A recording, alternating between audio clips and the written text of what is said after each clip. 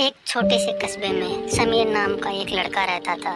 बचपन में ही पिता की मृत्यु हो जाने के कारण परिवार की आर्थिक स्थिति बड़ी दयनीय थी। समीर की माँ कुछ पढ़ी लिखी जरूर थी, लेकिन उतनी पढ़ाई से नौकरी कहाँ मिलने वाली थी। सो वह घर घर बर्तन मांजकर और सिलाई बुनाई का काम करके किसी तरह अपने बच्चे को पढ़ा लिखा रही थी। समीर स्वभाव से थोड़ा शर्मिला था और अक्सर चुपचाप बैठा रहता था।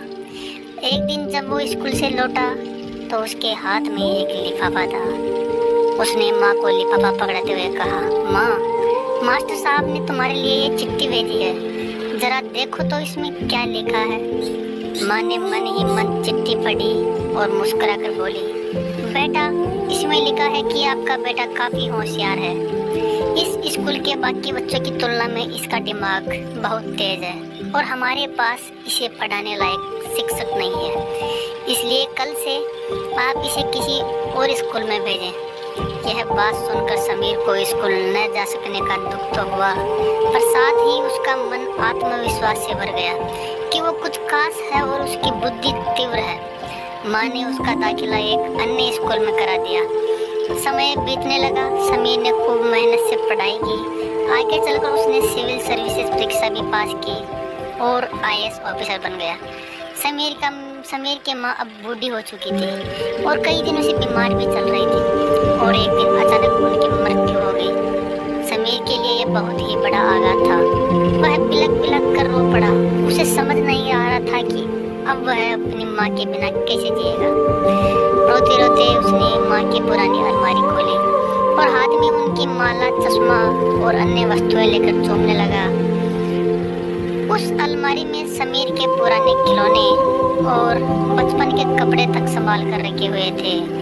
समीर एक एक कर सारी चीजें निकालने लगा और तभी उसकी नजर एक पुरानी चिट्ठी पर पड़ी। दरअसल ये वही चिट्ठी थी जो मास्टर साहब ने उसे 18 साल पहले दी थी। नम आंखों से समीर उस चिट्ठी को पढ़ने लगा तो उस चिट्ठी में लिखा हुआ था कि आदरणीय अभिभावक, आपको बताते हुए हमें अफसोस हो रहा है कि आपका बेटा समीर पढ़ाई में बेहद कमजोर है और खेलकूद में भी भाग नहीं लेता है। जान पड़ता है कि उम्र के हिसाब से समीर की बुद्धि विकसित नहीं हो पाई है, अतः हम इसे अपने विद्यालय में पढ़ाने में असमर्थ हैं।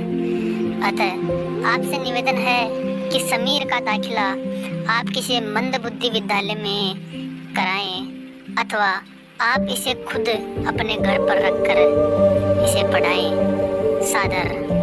तो दोस्तों, प्रिंसिपल समीर जानता था कि भले अब उसकी माँ इस दुनिया में नहीं रही, पर वो जहाँ भी रहे उनकी ममता, उनका आशीर्वाद सदा उस पर बने रहे।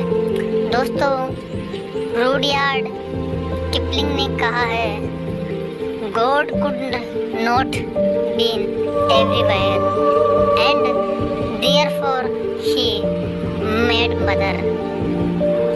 भगवान सभी जगह नहीं हो सकते, इसलिए उसने माँ बनाई। माँ से बढ़कर त्याग और तपस्या की मूर्त भला और कौन हो सकता है। हम पढ़ लिख लें, बड़े होकर कुछ बन जाएं, इसके लिए वो चुपचाप न जाने कितनी कुर्बानियाँ देते हैं।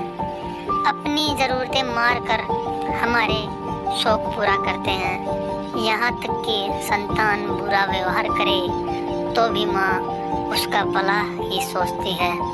सचमुच माँ जैसा कोई नहीं है, कोई नहीं है। दोस्तों, अपने जीवन में कुछ भी कर लेना, कितने ही बड़े इंसान बन जाना, लेकिन कभी अपने माता पिता को दुख मत देना।